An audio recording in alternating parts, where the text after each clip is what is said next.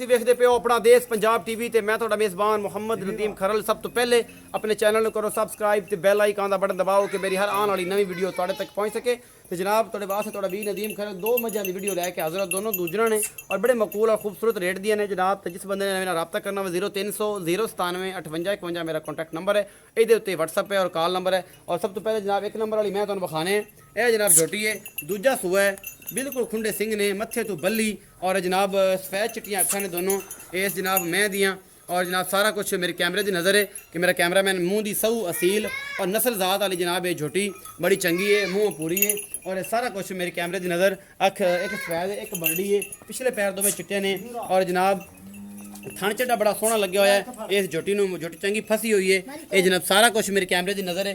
एक घर की झोटी है और ये सारा कुछ असं तो बेहतरीन तरीके ना सारा कुछ विखा रहे। एक हड्डी की मझ है, नस्ल ज़ात पूरी बरीक है और जनाब पूरा तसलिया ना मेरा कैमरा मैं तुम दिखा रहा। तुम इंशाल्लाह पसंद भी ये जनाब मझ आएगी और तुम इंशाल्लाह याद करोगे इस मझ को खरीद के। बड़ी आला क्वालिटी की मझ है और जनाब बहुत चंगी मेरी कैमरे की नज़र। असी पूरी तसली ना तुम एक एक चीज़ दिखाने किसी चीज़ की कोई कमी ना रहे। सारा कुछ जनाब असी तुहानू तसल्ली दे नाल एक एक चीज़ दिखाते पे और इंशाअल्लाह तुसी याद करोगे। अपना देश पंजाब टीवी ते अच्छे बेहतरीन और खूबसूरत तरीन जानवर असी तुहाडे वास्ते लैके आने हैं। असी भाई नू पुछ लैने हैं कहंदा की हिसाब किताब है इस झोटी दा।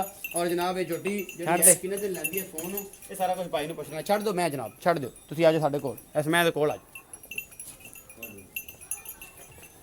छड्ड दो चाचा फड़ लेना आ जा तू फतू जी पाइप कपड़े तो पा लिया करो यार बखरा बिदत कराया तुसी। अस्सलाम वालेकुम। वालेकुम। हाँ भाई की हाल चाल है? ठीक ठाक। की नाम है? सफीर अहमद। सफीर भाई सफीर तबीयत से अल्हम्दुलिल्लाह। अच्छा जी छोटी विखाई है सोना हाँ जी। ये किनवे सुबह है?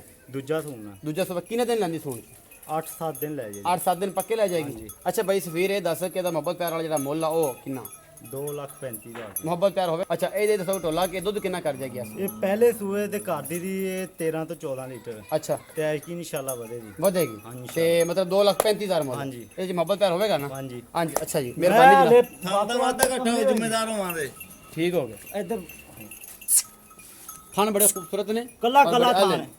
पूरी बंडा ने मैं वेख लई सारा कुछ मैं बड़ी सोहनी है कैमरा भी हर चीज़ विखा रहा है। और जनाब इस तो बाद एक है मैं खड़ी ए मैं खड़ी जी मेरा कैमरा मैं तुम दिखा रहा है। ये मैं नंबर 2 है ते ये जनाब छोटे जे कद दी मैं लेकिन चंगी है दुध वाली है शाह काली मैं बिल्कुल सूंगे खुंडे सिंह ने। और जनाब मुंह ये भी सऊ असील है चंगी है नस्ल ज़ात वाली है और जनाब बड़ी नस्ल ज़ात वाली है। मैं छोटे जे कद दी मैं लेकिन चंगी है अनमोल है अच्छी है खूबसूरत है। और जनाब सारा कुछ मेरे कैमरे की नज़र है।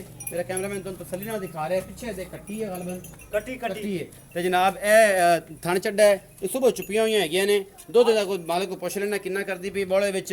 और सारा हिसाब किताब ये भी एक कड्डी दी मझ है नस्ल ज़ात वाली मकूल रेट दियां ने चंगियां झोटियां ने। और मेरा कैमरा मैन तुम तसल्ली नाल एक ही चीज़ दिखाई है किसी चीज़ की कोई कमी बेशी ना रह जाए। पिछे दिया कट्टी है आओ जी कैमरा मैन ਇਹ ਕੱਟੀ ਹੈ ਅਜੇ ਨਾੜਵਾ ਨਾਲ ਹੈ 3-4 ਦਿਨ ਦੀ ਸੂਈ ਹੋਣੀ ਹੈ 5 ਦਿਨ ਦੀ ਸੂਈ ਹੋਣੀ ਹੈ। ਇਹ ਸਾਰਾ ਕੁਝ ਆਪਾਂ ਬਈ ਸਫੀਰ ਨੂੰ ਬਾਈ ਸਫੀਰ ਇਧਰ ਆਓ ਛੱਡ ਦਿਓ ਮੈਂ ਖਾਣ ਦੇ ਪੱਠੇ ਛੱਡ ਦਿਓ ਤਸੱਲੀ ਕਰਾਤੀ ਅਸੀਂ ਤਸੱਲੀ ਕਰਾਤੀ ਆ ਜਾ ਤੂੰ। ਇਹ ਮੈਂ ਜਿਹੜੀ ਆ ਬਾਈ ਸਫੀਰ हाँ जी। ਇਹ ਕਿੰਨਵਾ ਸੂਆ ਸੂਈ ਹੈ ਤੁਹਾਡੇ ਕੋਲ? ये दूजा सूया ये भी ਦੂਜਾ ਸੂਆ ਇਹ ਸੂਈ ਆ ਹੁਣ ਤੇ ਅੱਛਾ ਇਹਦੇ ਕੋਲ ਹੁਣ ਜਿਹੜਾ ਬੋਲਾ ਜੀ ਦੁੱਧ ਦਾ ਕਿੰਨਾ? 12 किलो पक्का 12 ਕਿਲੋ ਪੱਕਾ ਚਵਾ ਕੇ ਦੇ 6 किलो टाइम दा देंगे नहीं ਮਿਹਨ ਕੇ ਦਿਓਗੇ ਗੜਵੀ ਮਾਰ ਕੇ। ਮੁਹੱਬਤ ਪਿਆਰ ਨਾਲ ਮੁੱਲ ਕਰੋ 1,95,000 1,95,000 ਇਹਦੇ ਚ ਮੁਹੱਬਤ ਪਿਆਰ ਹੋਵੇਗਾ हो जाए। ਪੱਕੀ ਗੱਲ ਹੈ। ਚਲੋ ਜੀ 1,95,000 ਰੁਪਏ और 12 किलो पक्का दूध 13 किलो होवे दा 12 किलो पक्का दूध गड़वी मार के देंगे। गड़वी मार के 1,95,000 रुपया मुल्ला मोहब्बत प्यार हो जाएगा। अपना रखिए जी बहुत सारा ख्याल। एक अच्छी लेटेस्ट और सोहनी वीडियो ना थोड़ा भी तो नदीम खैर मिलेगा। अल्लाह निगहबान।